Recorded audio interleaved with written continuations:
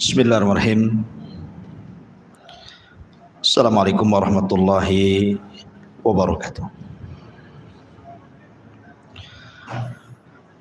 Alhamdulillah, assalatu wassalamu ala rasulillah wa ala alihi wa sahbihi wa mawalah wa la hawla wa la quwata illa billahi wa ba'du. Alhamdulillah, di malam hari ini kembali berkumpul di Masjid Pontrenis dan kita masih meneruskan kajian tafsir surah Al-Baqarah, masih membahas ayat ke-92. A'udzubillahi minasyaitonirrajim. Bismillahirrahmanirrahim. Wa laqad ja'akum Musa bil bayyinah thumma attakhadtumul ijla min ba'dihi wa antum zalimun. Wa id akhadna mitsaqakum wa rafa'na fawqakumut tur khudhu ma atainakum biquwwatin wasma'u qalu sami'na wa asayna wa ushribu fi qulubihimul ijla bi kufrihim qul bi'sa ma ya'murukum bihi imanukum in kuntum mu'minin. Dan sungguh telah datang kepada kalian Musa bil bayyinat, dengan bukti-bukti kenabian, maksudnya mukjizat kenabian. Kemudian kalian mengambil patung anak sapi sebagai sesembahan setelah kepergian Musa dari kalian, dan kalian menjadi orang-orang yang zalim.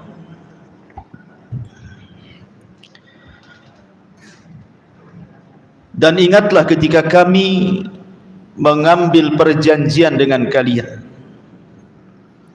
lalu kami angkat gunung Saina di atas kepala kalian, seraya berfirman, pegang teguhlah apa yang kami berikan kepada kalian, kemudian dengarkanlah. Tapi Bani Israel menjawab, kami siap mendengarkan, tetapi kami tidak siap mentaati. Kenapa demikian? Karena telah dimasukkan ke dalam hati mereka kecintaan kepada patung anak sapi itu, tentu kekufuran mereka. Maka katakanlah kepada Bani Israel, sangat buruk apa yang diperintahkan oleh keyakinan kalian kepada kalian, jika kalian orang-orang yang beriman. Pada minggu yang lalu kita sudah menjelaskan bagaimana Nabi Musa alaihi salatu wassalam datang kepada Fir'aun, kemudian terjadi dialog. Kemudian Allah subhanahu wa ta'ala berikan banyak mukjizat kepada Musa, yang itu dilihat dengan kepala mata orang-orang Bani Israel ataupun Fir'aun dan juga kaum Kibti. Secara singkat saya ulas di antara mukjizatnya Nabi Musa alaihi salatu wassalam. Pertama disebutkan dalam surah Al-A'raf ayat 133. Fa arsalna 'alaihimut tufan wal jarada wal kummal wad dafadin wad dama ayatin mufassalatin fastakbaru wa kanu qauman mujrimin. Maka kami kirimkan kepada mereka tufan, angin yang menghancurkan ladang-ladang mereka. Ini mukjizat yang pertama. Kemudian disebar belalang, di mana-mana ada belalang, sebagai hama bagi tanaman-tanaman Bani Israel dan juga kaum Kipti. Kemudian disebar kutu di mana kutu ini menyiksa badan-badan mereka, kemudian katak dan darah, di mana air minum berubah menjadi darah. Ada yang mengatakan darah itu keluar dari badan-badan mereka, hidung, mata, telinga, dan begitu seterusnya. Dan itu sebagai bukti-bukti yang jelas, tetapi mereka tetap menyombongkan diri mereka, dan mereka adalah kaum yang suka melakukan dosa. Kemudian yang kedua, mukjizat Nabi Musa adalah tongkat dan juga tangan bisa bercahaya. Sebagaimana Allah Subhanahu wa taala berfirman, "Wa adkhil yadaka fi jaybika takhruj bayda min ghairi su'in fi tis'i ayatin ila fir'auna wa qaumi." Dalam An-Naml 12 Allah katakan, dan masukkanlah tanganmu wahai Musa ke leher bajumu, niscaya ia akan keluar menjadi putih bersinar tanpa cacat. Dan mukjizat ini termasuk 9 macam mukjizat yang akan dikemukakan kepada Fir'aun dan kaumnya. Ini menunjukkan bahwa tangan Musa bercahaya. Kemudian juga tongkat menjadi ular. Sebagaimana Allah mengatakan dalam surah Al-A'raf ayat 107, fa'alqa asahu fa'idha hiya thu'banun mubin. Ketika Musa melempar tongkatnya, tiba-tiba tongkat itu menjadi ular besar yang sebenar-benarnya. Kemudian yang ketiga, Allah kirim pacekli dan kemarau. Dan itu disebutkan dalam Al-A'raf ayat 130. Walaqad akhadna ala fir'auna bisinin wa naqsin minats thamarati la'allahum yadhakkarun. Dan sungguh kami telah menghukum Fir'aun dan kaumnya dengan mendatangkan musim kemarau yang berkepanjangan bertahun-tahun dan kekurangan buah-buahan agar mereka mengambil pelajaran. Kemudian juga mukjizat yang lain, Allah turunkan awan kepada Bani Israel yang menaungi mereka di tengah padang Sahara. Bahkan Allah kirim makanan dari langit yang disebut dengan manna dan salwa. Dan itu disebutkan dalam Al-Baqarah ayat 57. Wa dhallalna 'alaikumul ghamam wa anzalna 'alaikumul manna was-salwa kulu min thayyibati ma razaqnakum wa ma zalamuna walakin kanu anfusahum yadhlimun. Dan kami naungi kalian dengan awan. Kami turunkan kepada kalian manna dan salwa, makanan yang lezat dari langit. Makanlah makanan yang baik-baik dari rizki yang telah kami rizkikan kepada kalian. Mereka tidak menzalimi kami, justru merekalah yang menzalimi diri mereka sendiri. Kemudian juga di antara mukjizat Nabi Musa adalah batu yang dipukul dengan tongkat keluar 12 mata air. Dan itu disebutkan dalam Al-Baqarah 60. Wa idistasqa Musa liqaumihi faqulna dhrib bi asakal hajar fanfajarat minhu 12 'ainan. Dan ingatlah ketika Musa memohon air untuk kaumnya, lalu kami firmankan, pukullah batu itu dengan tongkatmu, maka memancarlah daripadanya 12 mata air. Kemudian yang lebih hebat lagi adalah Musa membelah lautan.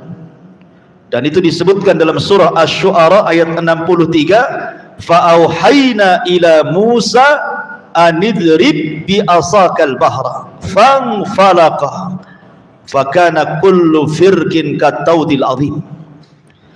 Lalu kami wahyukan kepada Musa, pukullah laut itu dengan tongkatmu, maka terbelahlah lautan itu menjadi 12 jalan, dan setiap belahan seperti gunung besar. Asy-Syu'ara ayat 63. Dan tentu yang paling besar dari mukjizat yang Allah anugerahkan kepada Musa adalah kitab Taurat itu sendiri, yang menjadi pegangan Bani Israel. Itulah sekilas tentang mukjizat Nabi Musa. Kita kembali kepada kisah. Jadi setelah Nabi Musa alaihi salatu wassalam kemudian mendebat Fir'aun dan mengalahkan tukang-tukang sihir Fir'aun, Bahkan seluruh tukang sihir Fir'aun bertobat kepada Allah Subhanahu wa taala lewat Nabi Musa. Sampai Ibnu Abbas radhiyallahu anhuma mengatakan, lihat tukang-tukang sihir itu di pagi hari mereka saharatun fajar, tapi di sore hari mereka syuhadaun barar.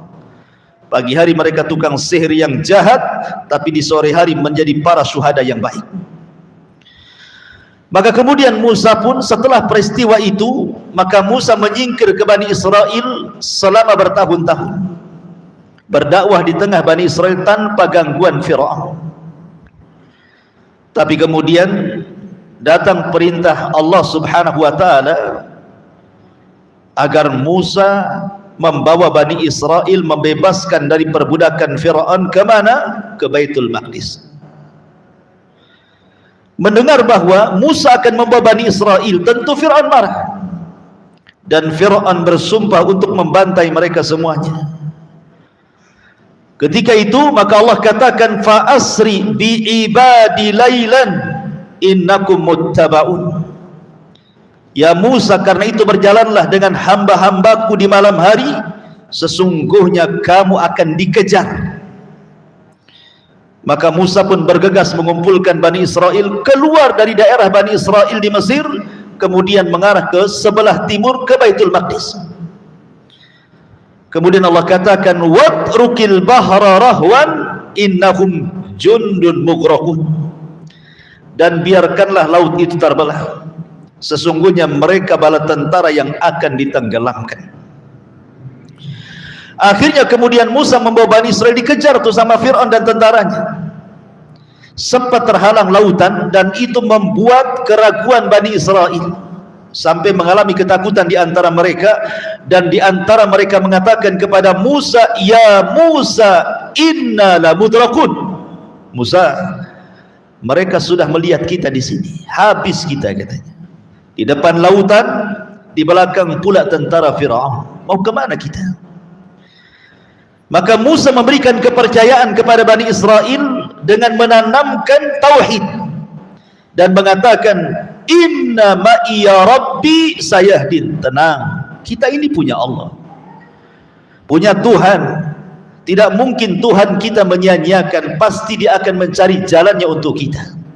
Di sini ada pelajaran tauhid kepada kita.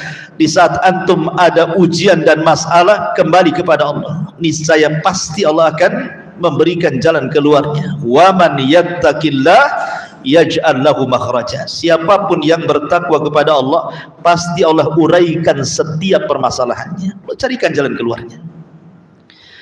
Maka akhirnya kemudian Allah firmankan kepada Musa, anidrib bi'asakal bahra. Wahai Musa, pukulkan laut itu dengan tongkatmu.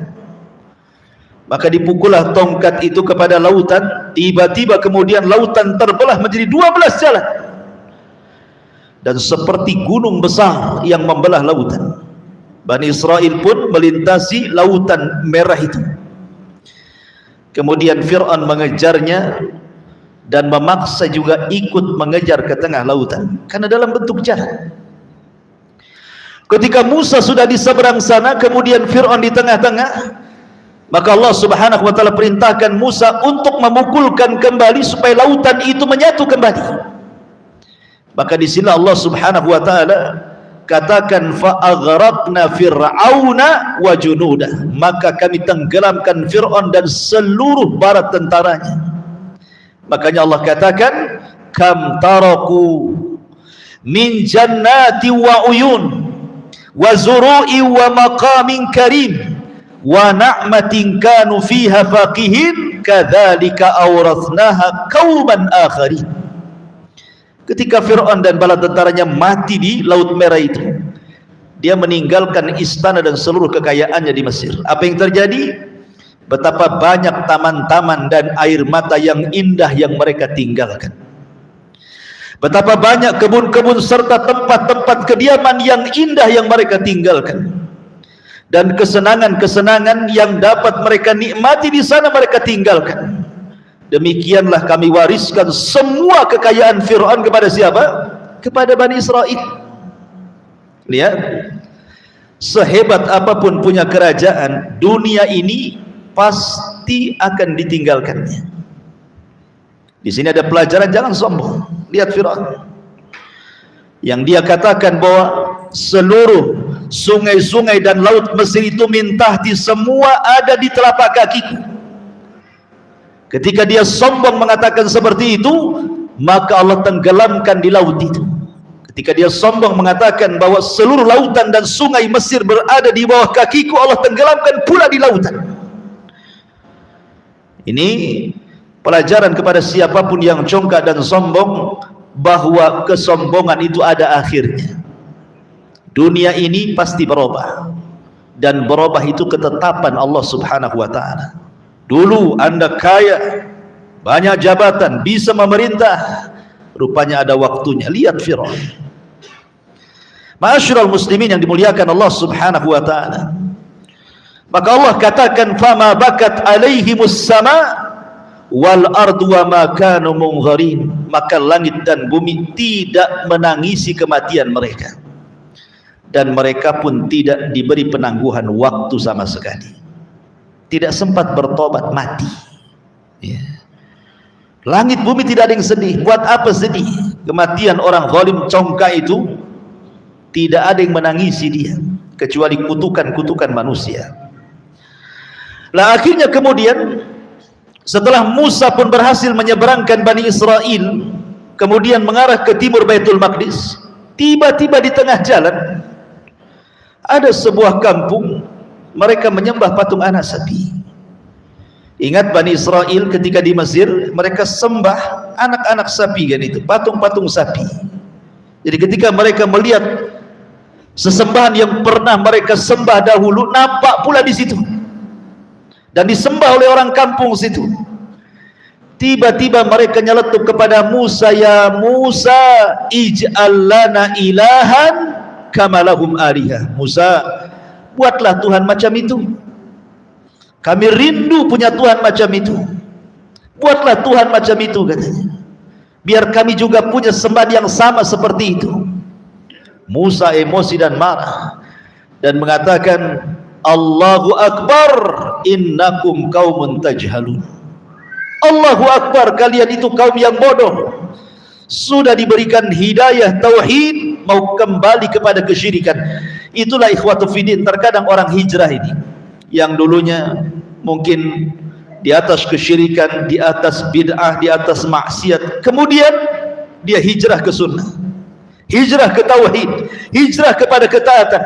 Kalau dia tidak dikokohkan dengan pengetahuan, setelah hijrah dia tidak belajar, setelah hijrah tidak istiqomah, maka pengaruh-pengaruh lama itu akan kembali. Makanya pentingnya ilmu dan istiqomah di sini. Kalau sudah hijrah, belajar supaya bisa istiqomah dan pengaruh-pengaruh lama bisa hilang. Lihat di sini Bani Israel, mereka diapit dua nabi, Harun dan Musa, masih juga seperti itu. Ya. Ma'asyiral muslimin yang dimuliakan Allah Azza wa Jalla. Kemudian setelah itu mereka pun kemudian melanjutkan perjalanan menuju Baitul Maqdis. Tapi sayang, ketika sampai di padang Sahara dan hampir melewati Baitul Maqdis, tetapi harus melewati sebuah kota tertua di dunia yang disebut dengan Ariha. Ariha ini penuh dengan orang-orang Amalikoh turunan Ad, orangnya besar-besar, sehingga mereka tidak bisa menguasai Baitul Maqdis kecuali harus perang melawan Amalikoh ini. Ketika melihat orang-orang Amalikoh besar-besar badannya, kuat-kuat, ahli perang, kecutlah Bani Israel mental mereka. Ketika Musa mengajak jihad kepada mereka, mereka pun malah kemudian mengejek Musa dan mengatakan, idhhab anta wa rabbuka faqatila innaha huna qaidun. Wahai Musa, janganlah kau ajak kami perang, kami bukan ahli perang. Kalau engkau memaksa kami jihad, maka pergilah engkau sendiri, ajak Tuhanmu berdua, perang sana. Kami duduk-duduk di sini saja. Mereka tidak berani. Pengecut Bani Israel. Makanya kita lihat kepengecutan orang-orang Yahudi sampai hari ini masih diwarisi nenek moyang mereka. Lihat orang-orang Muslim Palestina, anak-anak kecil aja berani melawan orang-orang Israel. Anak-anak kecil lempari batu, mana ada takut mereka. Kalau antum sudah kabur lah, karena tidak pernah melihat suara dentuman-dentuman senjata. Baru petasan aja dia kabur antum. Kenapa? Karena kita tidak terbiasa dengan seperti itu. Gas rumah aja meledak disangka bom. Ma'asyiral muslimin yang dimuliakan Allah Azza wa Jalla, akhirnya kemudian mereka pun diazab oleh Allah di tanah perjanjian atau disebut Arduti. Selama 40 tahun mereka tidak bisa keluar dari situ. Maka disinilah banyak peristiwa dan kejadian sampai wafatnya Nabi Musa. Salah satunya adalah peristiwa Samiri yang kita akan kisahkan, karena dalam Al-Baqarah yang kita kaji ayat 92 Allah mengatakan, walaqad ja'akum Musa bil bayyinat tsumma takhadtumul ijla mim ba'dihi wa antum zalimun. Sungguh Musa benar-benar mendatangkan kepadamu bukti-bukti mukjizat kebenaran kenabian, kemudian kalian mengambil patung anak sapi sebagai sesembahan setelah kepergian Musa, dan kalian pun termasuk orang-orang zalim. Bagaimana kisah Samiri?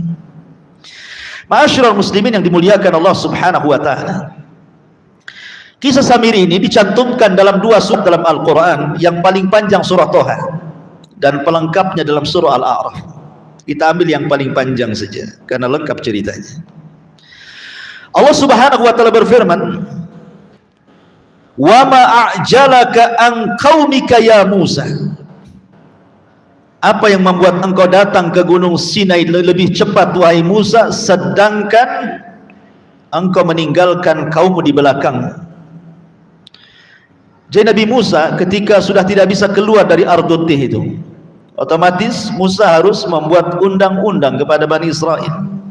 Kalau tidak, mereka kacau. Karena sudah ramai, sudah berbentuk negara berbasis kota di situ kan. Jadi harus ada undang-undang. Kalau tidak dibuat undang-undang kan kacau. Kalau ada buat kriminal, apa hukumannya nggak tahu. Sehingga Musa meminta kepada Allah untuk diturunkan undang-undang, dan Allah janjikan akan diturunkan Taurat. Akhirnya karena senangnya Nabi Musa akan diberikan kitab Taurat, maka dia pun bergegas meninggalkan Bani Israel yang sebagiannya kurang kokoh akidahnya, dan meminta kepada Harun untuk mengawal mereka di bumi perjanjian itu. Berangkat Musa. Makanya Allah mengatakan, apa yang membuat engkau tergesa-gesa datang kemari? Kenapa kau tinggalkan Bani Israel? Maka Musa memberikan alasan kepada Allah Subhanahu wa taala, qala hum ulai ala athari wa ajiltu ilaika rabbi litarda. Ya Allah, sesungguhnya mereka ala athari akan menyusul kepadamu. Setelah aku mendapatkan Taurat, kemudian aku akan ajarkan Taurat kepada mereka, aku akan arahkan mereka untuk menghadap kepadamu. Kemudian Musa mengatakan, wa ajiltu, adapun sebab aku tergesa-gesa, kata Musa, ilaika rabbi litarda, agar aku bersegera kepadamu ya Rabb, supaya aku mendapatkan redha, supaya kau senang, maka aku bersegera datang kepadamu. Maka Allah Subhanahu wa taala mengatakan, qala fa inna qad fattanna qaumaka min ba'dika wa adhallahumus Samiri. Musa, engkau tergesa-gesa datang kemari, harusnya kau perbaiki dulu Bani Israel. Sekarang aku kasih tahu, kata Allah, sungguh kami benar-benar telah menguji kaum wahai Musa. Setelah engkau tinggalkan mereka, datang orang namanya Samiri, sudah menyesatkan kaummu. Allah kasih tahu. Makanya pentingnya seorang dai itu harus memperbaiki kaumnya sampai betul-betul mantap, kemudian ditinggal. Kalau tidak, sesat lagi orang itu. Bayangkan Nabi Musa alaihi salatu wassalam itu tidak lama meninggalkan Bani Israel, hanya 40 hari. Tapi jangka yang begitu pendek 40 hari itu cukup menyesatkan 70.000 Bani Israel. Bukan 1, 2, 70.000 Bani Israel tersesat dan menyembah patung anak sapi yang dibentuk oleh Samiri. Allah kasih tahu, kepergian wahai Musa menjadikan sebagian Bani Israel tersesat oleh Samiri. Maka kemudian setelah Musa alaihi salatu wassalam mendapatkan Taurat dan Allah memerintahkan Musa untuk segera pulang menemui Bani Israel, faraja'a Musa ila qaumihi ghadbanan asifah. Lalu Musa kembali kepada kaumnya dalam kondisi marah lagi, sedih.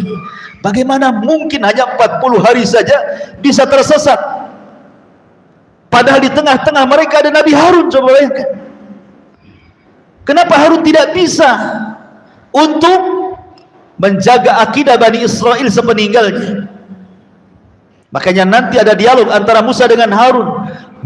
Musa meminta pertanggungjawaban kepada Harun, kenapa engkau biarkan mereka tersesat? Coba lihat bagaimana Bani Israel, mereka mudah sekali untuk tersesat. Ini pelajaran bagi kita. Jangan pernah meninggalkan ta'lim. Jangan pernah meninggalkan ta'lim. Hadir di majelis ta'lim. Kalau orang terlalu lama meninggalkan majelis ta'lim, akhirnya futur, ikhwan. Pengetahuan tidak punya, di luar banyak syubhat dan syahwat, terkadang terlena dengan syahwat, akhirnya makin futur, ataupun terkena syubhat, akhirnya kemudian berpindah kepada pemahaman sesat. Jangan lama-lama. Makanya kenapa Rasul menasihati kepada Handalah, walakin ya Handalah sa'atan. Akan tapi wahai Handalah, kau boleh bekerja, tetapi berikan waktumu untuk hadir di majelis ta'lim. Buat jadwal. Ya. Hari ini saya nganggur, hari ini saya harus ikut kajian ini, besok saya kerja. Seperti itu. Kalau tidak bisa secara rutin gitu ya, seminggu berapa kali, pokoknya dalam 1 minggu itu minimal 1 hari lah kita hadir di majelis ta'lim supaya mengokohkan akidah, karena Allah lah yang membolak-balikan hati kita.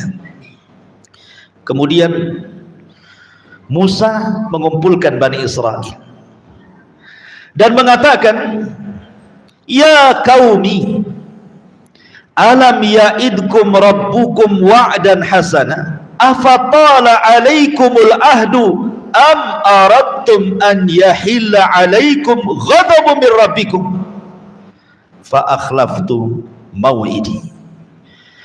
Lalu Musa berkata, wahai kaumku Bani Israel, bukankah Allah Tuhan kalian telah menjanjikan kepada kalian satu janji yang baik?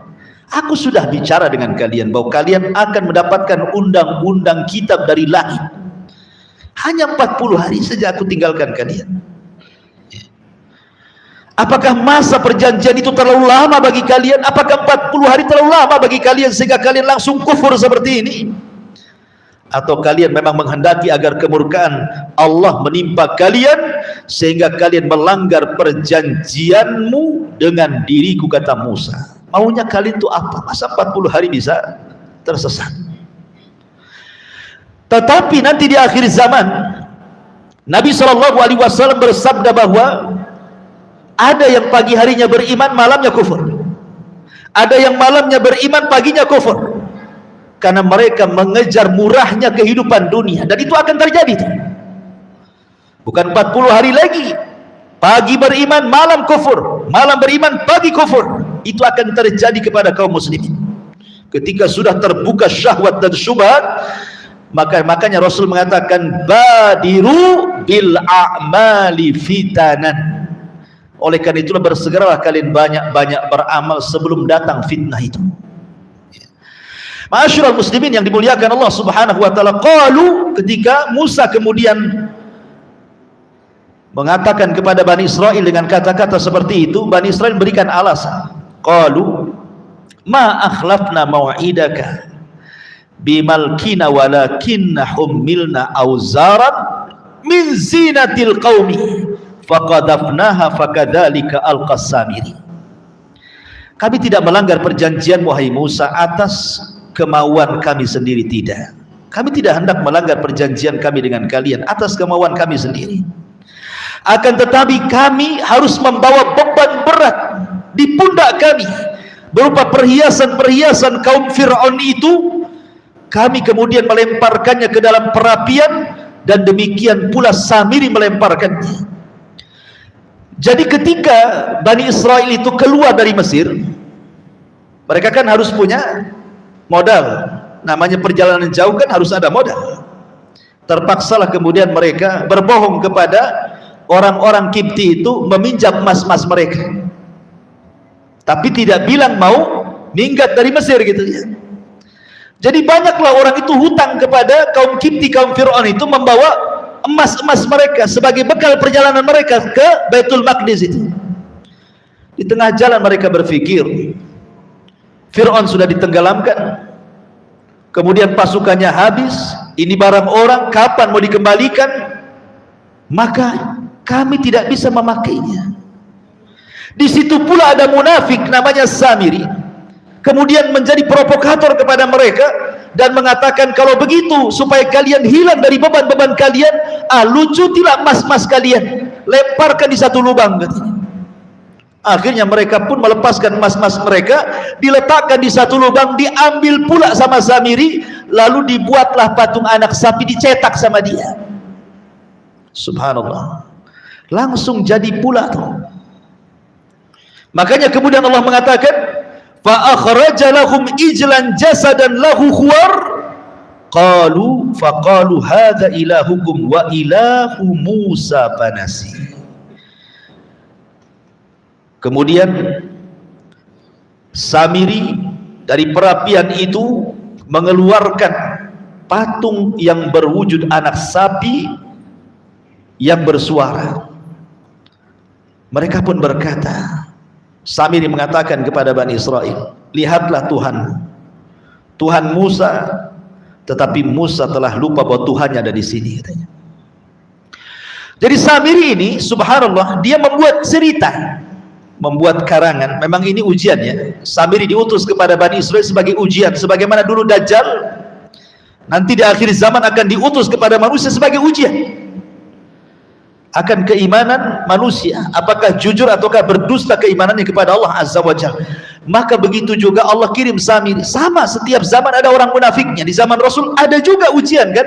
Abdullah ibn Salul ibn Sabah mengobok-obok kaum muslimin dari dalam. Lah ini Samiri mengobok-obok Bani Israel dari dalam. Kemudian untuk meyakinkan bahwa patung anak sapi ini Tuhan, maka kemudian Samiri membubui dengan agama dan dengan sejarah supaya nyambung, supaya yakin bahwa ini Tuhan.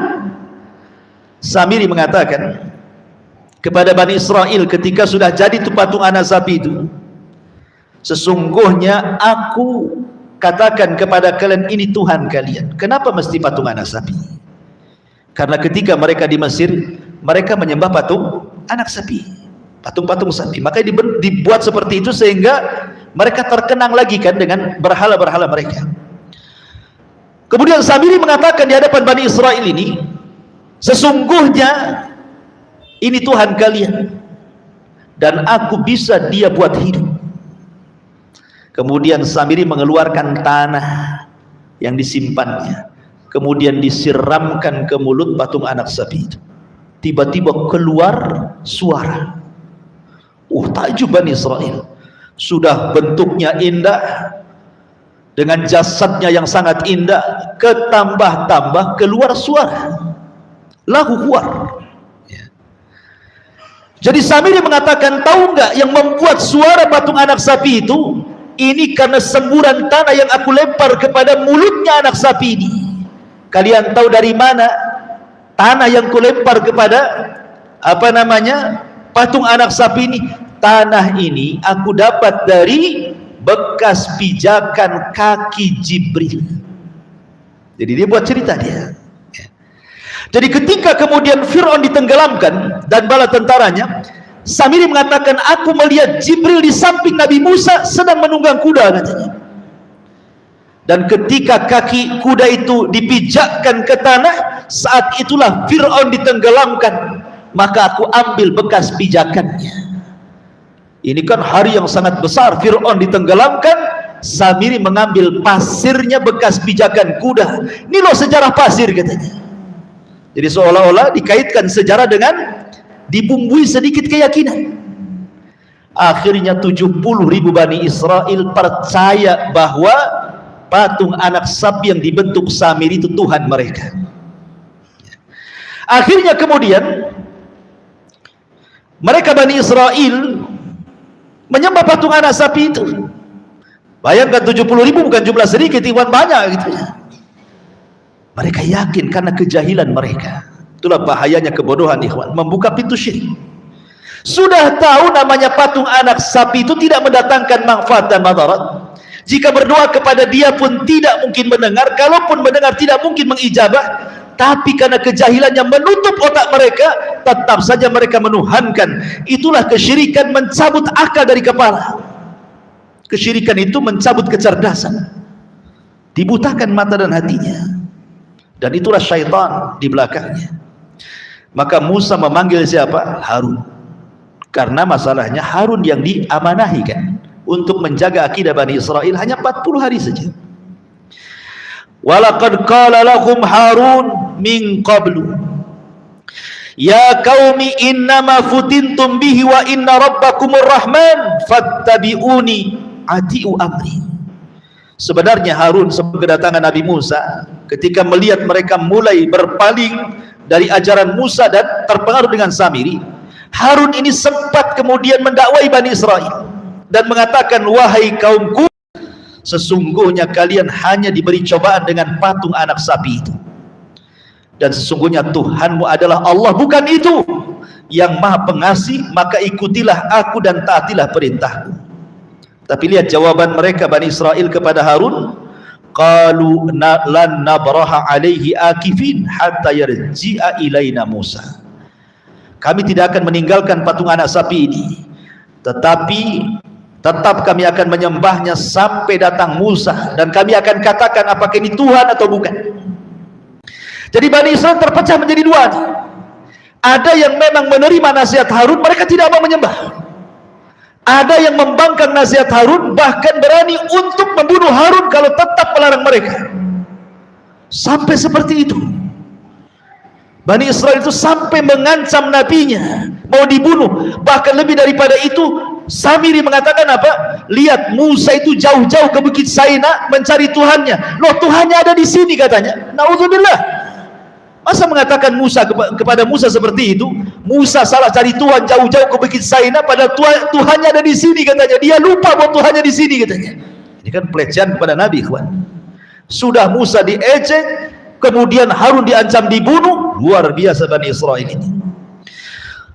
Maka Musa pun memanggil Harun dan mengatakan, qala ya Harun ma mana'aka id ra'aitahum dhallu. Wahai Harun, apa yang menghalangimu ketika engkau melihat mereka tersesat? Kenapa kau diam saja? Lihat, 70.000 nyembah patung anak sapi. Kemana saja kau ketika kau tinggalkan? Kemudian Musa mengatakan, ala tattabi'ani afa asaita amri. Kemudian Musa mengatakan, wahai Harun, apakah engkau hendak melanggar perintahku? Apakah engkau tidak mau mengikuti seluruh ajaranku? Qala ya ibna la ta'khud bilihyati wala birasi. Jadi Musa itu ketika memanggil Harun, Harun kan janggutnya panjang ya, rambutnya agak panjang, ditarik itu janggut Nabi Harun sama Musa ya, di janggutnya diambil tangan kiri, tangan kanannya ambil rambutnya dijambak seperti ini. Kemudian mengatakan, kemana saja kau? Kenapa kau sesatkan mereka? Lihat marahnya Musa kepada Harun ya, begitu orang marah ya, menjambak-jambak kan. Harun mengatakan, wahai putra ibu, maksudnya kita ini satu kandung, saudara kandung. Harun lembut orangnya. Tolong jangan kau tarik janggutku, jangan pula kau jambak rambutku. Sesungguhnya aku khawatir engkau akan berkata kepadaku, inni khasyitu an taqula farraqta baini wa baina bani Israil wa lam tarkub qawli. Sesungguhnya aku khawatir engkau akan berkata kepadaku atau menuduhku, wahai Musa, engkau telah memecah belah Bani Israel dan tidak memelihara amanatku. Aku hanya takut bahwa engkau akan mengatakan, jangan-jangan kau ini menuduhku bahwa dengan membiarkan mereka tersesat, bahwa pengaruh lebih besar dari Bani Israel daripada diriku, kemudian aku ingin mengambil pengaruh mereka. Tidak, kata Nabi Harun, aku sudah berusaha mendakwai mereka, tapi mereka mengancam membunuhku. Subhanallah. Dan ini pentingnya, seandainya Nabi Harun ikut dengan Musa, apa yang terjadi? Semua Bani Israel kufur dengan Samiri, kan? Tapi karena ada Harun di situ, masih ada rem di situ, sehingga ada sebagian yang kufur, ada yang tidak, kan? Maka pentingnya dalam sebuah tempat itu harus ada ustadz di situ, ada kiai di situ, ada tuan guru di situ, supaya bisa menjaga akidah umat. Kemudian setelah Musa berkata dengan Harun, sekarang dipanggil siapa? Samiri. Inilah tokoh besarnya yang menyesatkan Bani Israel. Dipanggilnya Samiri dan mengatakan, ya Samiri, fama khatbuka ya Samiri, apa yang mendorongmu berbuat demikian wahai Samiri? Kenapa kau sesatkan Bani Israel sebanyak itu? Qala basartu bima lam yabsur bi, faqadtu qabdatan min athari rasul fanabattuha wa kadzalika sawwalat li nafsi. Samiri menjawab, aku melihat sesuatu yang tidak pernah dilihat manusia. Kemudian aku mengambil segenggam tanah bekas jejak Rasul, maksudnya bekas kudanya Jibril, lalu aku lempar ke dalam mulut patung anak sapi itu. Tiba-tiba dia mengeluarkan suara. Aku lakukan demikian wahai Musa karena nafsuku yang mendorongku. Enak kali itu jawabannya. Kenapa kau sesatkan Bani Israel? Tak tahu Musa, hawa nafsuku yang mendorongku. Kan enak tuh jawabannya. Ya, kurang ajar Samiri. Maka Musa pun mengutuk Samiri dan mengatakan, fadhhab fa innalaka fil hayati an taqula la misas wa innalaka mau'idan lan tukhlafahu wanzur ila ilahika alladhi dhalla alaihi akifa lanuharriqannahu thumma lanansifannahu fil yammi nasfa. Musa berkata kepada Samiri, pergilah engkau, sesungguhnya dalam kehidupan dunia engkau hanya dapat mengatakan jangan sentuh aku, engkau pasti mendapatkan hukuman yang telah dijanjikan di akhirat yang tidak akan dapat engkau hindari. Lihatlah Tuhanmu, maksudnya patung anak sapi itu yang telah engkau sembah, kami pasti akan membakarnya, kemudian sungguh kami akan menghamburkan abunya ke lautan. Artinya Musa mengatakan, wahai Samiri, aku akan berdoa kepada Allah, semoga Allah mengutuk kamu. Pergi kemana saja, tidak ada satu orang yang akan mendekatimu. Setiap ada orang yang mendekatimu, maka engkau akan mengatakan jangan dekat-dekat aku, dan manusia pun tidak akan dekat denganmu, dan engkau akan hidup sendirian selamanya. Subhanallah, doanya Nabi pasti terijabah. Akhirnya kemudian Samiri diusir. Walaupun ada yang berpendapat jangan-jangan karena Quran tidak menjelaskan ataupun hadis Rasul tentang kematian Samiri, ada yang kemudian berlogika bahwa Samiri adalah Dajjal yang akan keluar di akhir zaman. Tapi ini pendapat yang lemah. Samiri bukan Dajjal, Samiri bukan Ibnu Sayyad, Ibnu Sayyad bukan Dajjal, Samiri sendiri, Ibnu Sayyad sendiri, Dajjal sendiri. Itulah kisah Samiri. Kalau kita membaca surah Al-A'rafnya juga banyak ibrah dan pelajaran. Sekali lagi, kisah itu bukan hanya didengar, tetapi fa'tabiru ya ulil absar.